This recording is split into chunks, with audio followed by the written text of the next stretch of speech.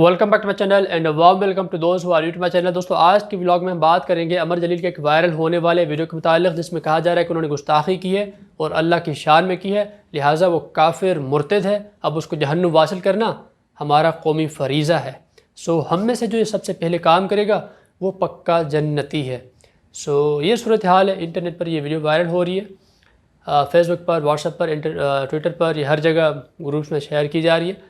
اور یہاں پر سوال یہ پیدا ہوتا ہے کہ جو 3 منٹ کی ویڈیو آپ دیکھ رہے ہیں، جس پر آپ فیصلہ سنا رہے ہیں، جس پر آپ اپنا فتویٰ جاری کر رہے ہیں، کسی کے خلاف کسی کی زندگی کو خطرہ پہنچا رہے ہیں، آپ اس کے خلاف پتہ نہیں انٹرنیٹ پر نازیبہ الفاظ میں کیا کیا لکھے جا رہے ہیں جذبات میں آ کر، ذرا سوچیں سمجھیں، پھر اس کے بعد اپنے جو لکھنا ہے لکھیں۔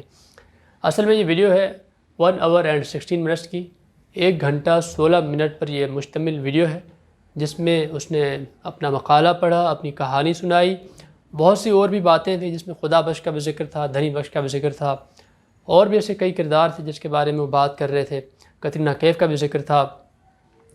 یہاں پر یہ سوال یہ پیدا ہوتا ہے کہ آپ میں سے، ہم میں سے کتنے لوگوں نے وہ ویڈیو پوری دیکھی ہے؟ اگر آپ نے پوری نہیں دیکھی تو پہلے پوری ویڈیو دیکھیں، پھر فتویٰ جاری کریں۔ اس میں وہ ایک اپنا رشتہ جو ہے بتاتا ہے کہ میں خدا کو کیسے وہ کر رہا ہوں، وہ ایک اپنے لحاظ سے اس کے اپنی جرنی بتاتا ہے کہ اس کی اپنی والدہ وہ کیسے ہر مذہب میں ہر تہوار کو سیلیبریٹ کرتی تھی، چاہے وہ بدھزم ہو، ہندوازم ہو، مسلم میں پھر سیکس آ جاتے ہیں، شیعہ سنی سب کے تہوار مناتی تھی۔ بولتے میری والدہ جو تھی وہ صوفی تھی اور میرے والد اس کے اپوزٹ تھے، وہ صبر کرتے تھے، برداشت کرتے تھے، کبھی میری والدہ کو یہ روکتے نہیں تھے کہ میرے بچے کو کہاں لے کر جا رہے، بچہ میرا خراب ہو جائے گا۔ کبھی ایسا نہیں ہوا، وہ اپنی کہانی سنا رہا تھا۔ اگر آپ نے سننا ہے پھر وہ ایک زندگی اور موت کے بارے میں اس نے کچھ بات کی ہے۔ ایک ادیب ہے، کہانی نویس ہے، وہ اپنی کہانیاں لکھتے ہیں، اپنا مقالہ پڑھا، اپنے تجربات شیئر کیے، اور آپ نے اس سے فائدہ کتنا اٹھانا ہے، کتنا سیکھنا ہے، یہ آپ پر منحصر ہے۔ اگر آپ نے جنونیت میں آ کر فتوے جاری کرنے ہیں اور فیصلے سنانے ہیں تو سناتے رہیں، یہ آپ کا فیصلہ ہے، ہم آپ کو باؤنڈ نہیں کر سکتے، لیکن ہمارا بھی حق بنتا ہے کہ ہم اپنی رائے ضرور دیں، ہم اپنی رائے ضرور رکھیں لوگوں کے سامنے۔ اب یہاں پر ایک سوال ہے جو مجھے ٹریگر کر رہا ہے کہ گزشتہ ہفتے ایک خبر جو تھی اخباروں کی زینت بنی، نیوز چینلز پہ چلی، جس میں کہا گیا کہ 7 میں ایک مدرسے کے استاد نے طالب علم کے ساتھ زیادتی کی ہے، پھر زیادتی کرنے کے بعد اس کو قتل کر دیا ہے۔ اب وہ استاد جو ہے جیل میں ہے۔ اب یہ سندھ کی صورتحال ہے، اور یہ سندھ سے ہی دوبارہ ایسا کیس ہوا ہے جس میں عمر جلیل صاحب پر الزام لگا ہے۔ 1 ہفتہ پہلے ایک بچے کے ساتھ زیادتی ہوتی ہے، 1 ہفتے بعد الزام لگتا ہے گستاخ پر کہ یہ گستاخی کر رہے ہیں۔ اب یہاں پر یہ معاملات کی کڑی ملائیں تو آپ کو اندازہ ہوگا کہ اصل معاملہ جو ہے وہ تھم جائے گا، پھر جو اصل معاملہ ہے وہ تھم جائے گا، اب اس پر کوئی بات نہیں کرے گا، اس کی کوئی مذمت نہیں کرے گا، اور ہم جو ہے گستاخ ڈھونڈتے پھریں گے جو اللہ کے گھر میں، خدا کے گھر میں، خدا کی شان سب سے زیادہ تو وہی توہین کر رہے ہیں جو مدرسے میں بچے کے زیادتی کر رہے ہیں، وہ تو زیادہ گستاخ ہوئے ہیں، وہ خدا کے گھر میں کر رہے ہیں۔ یہاں پر یہ سوچنے سمجھنے کی بات ہے، آپ نے سوال اٹھائیں، ضرور پوچھیں، آپ کے جذبات مجروح ہوئے ہیں، آپ کا حق بنتا ہے اپنے غم و غصے کا اظہار کریں، لیکن ایک دائرے میں رہتے ہوئے۔ جذبات سب کے ہیں، سب کے مجروح ہوتے ہیں، آپ اپنی رائے کا بھی اظہار کرتے رہیں، لیکن یہ بھی سوچیں کہ ایسے وقت میں یہ کیوں ویڈیو وائرل ہوا ہے، اور اس کو پہلے کیوں نہیں توڑا گیا، اور اتنا عرصہ گزرنے کے بعد پھر اس کو 3 منٹ کی ویڈیو بنا کر وائرل کرنے کی اب کیا ضرورت تھی؟ یہ ذرا سوچیں۔ ہم نے جو مدرسے کے استاد تھے، اس جیسے استادوں کا دفاع کرنا ہے، یا پھر ایک اسکول کا استاد ہے سارنگ چہر، اس کا دفاع کرنا ہے، یا پھر ایک بندہ جو سوال پوچھ رہا ہے، جو سوال جاننا چاہتا ہے، جو جواب جاننا چاہتا ہے، جو کھوجنا میں ہے، اب کیا ہم اس کا دفاع کرنا چاہتے ہیں؟ یہ سوچنا سمجھنا چاہیے۔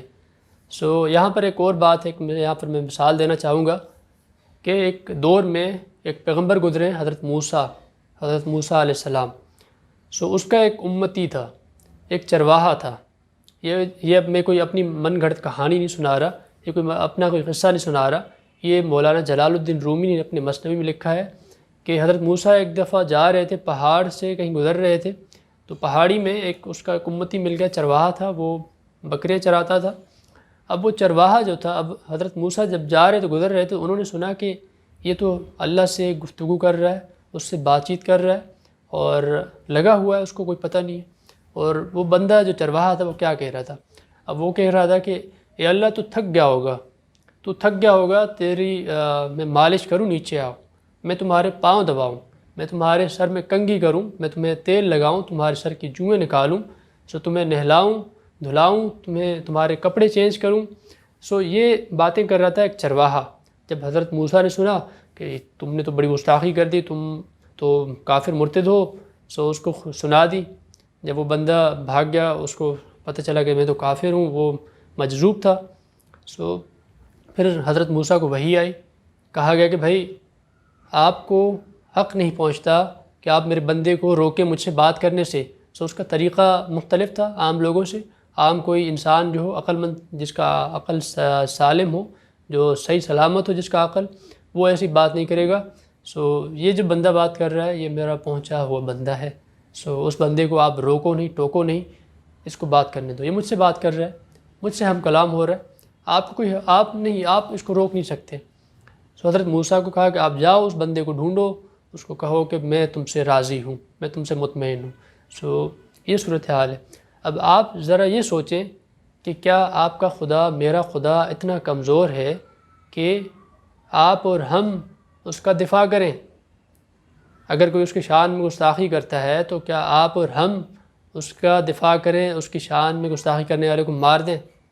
ایک لحاظ سے کیا ہم اپنے خدا کو اتنا کمزور سمجھتے ہیں؟ یہ تو ایک ہم بھی توہین کریں، گستاخی کریں. ایک لحاظ سے دیکھا جائے کہ اگر ہم اپنے خدا کو کمزور سمجھ رہے ہیں کہ ہم اس کے بہاف پر لڑ رہے ہیں، جس نے گستاخی کی ہے اس کو سزا، اگر وہ گستاخ ہے تو اس کو سزا وہ خدا دے گا. آپ نے اس پر چھوڑ دینا ہے. آپ کو کوئی حق نہیں بنتا، آپ کا کوئی رائٹ نہیں کہ آپ کسی کو گستاخ کہیں، کافر کہیں، اسلام کے دائرے سے خارج کریں. آپ کا یہ حق نہیں ہے، آپ کا یہ ذمہ نہیں ہے. باقی آپ نے کھیل کھیلنا ہے، جیسے ہم قومی کھیل ہے، ہمارا مشغلہ ہے، ہر ایک مہینے بعد 2 مہینے بعد ہمیں کوئی گستاخ چاہیے ہوتا ہے. ہمیں اپنا کاروبار چلانا ہوتا ہے، ہمیں اپنے گھر بار چلانا ہوتا ہے، ہمیں اپنا روزگار چلانا ہوتا ہے. اس لیے ہمیں کوئی گستاخ چاہیے ہوتا ہے جس کو بیچ کر ہم دوبارہ اپنے کاروبار کو چلا سکیں. سو یہ کاروبار چلایا جا رہا ہے. ذرا سوچیں سمجھیں پھر فتوی جاری کریں. اب یہاں پر ایک اور بات بھی ہے. عمر جلیل صاحب اپنی اس ویڈیو میں یہ بھی کہتے ہیں کہ میرا جو ایک عقیدہ ہے کہ تمام مذاہب کا احترام کیا جائے. تمام جو دنیا بھر میں جتنے مذاہب ہیں، وہ ہندوازم ہو، بدھزم ہو، کرسچن ہو، یا پھر دیگر جتنے مذاہب ہیں، سب کا احترام کرو. اب ان کو ایک نظر آتا ہے، ان کا ایک خدا ان کو نظر آتا ہے، ان کو ایک انرجی ملتی ہے اس سے بات چیت کر کے، ان کو عبادت کر کے. سو آپ ان کی توہین نہ کریں. اب عمر جلیل کا خدا وہ اپنے آپ کو صوفی کہتا ہے، تو اس کو بات کرنے دیں. صوفی ایسی باتیں کرتے ہیں. سو آپ کو کوئی حق نہیں پہنچتا کہ آپ فتویٰ جاری کریں. آپ کے جذبات مجروح ہوئے ہیں، سمجھ سکتے ہیں. آپ اپنے تحفظات کا اظہار کریں، آپ اپنے غم و غصے کا اظہار کریں، لیکن فتوے جاری نہ کریں کہ کسی کی زندگی کو خطرہ پہنچے. سو فی الحال یہی تھا. اپنا اور اپنے بارے کا خیال رکھیے گا. اگلے ولاگ میں آپ سے پھر ملاقات ہوگی. تب تک کے لیے اجازت دیجیے. اللہ حافظ.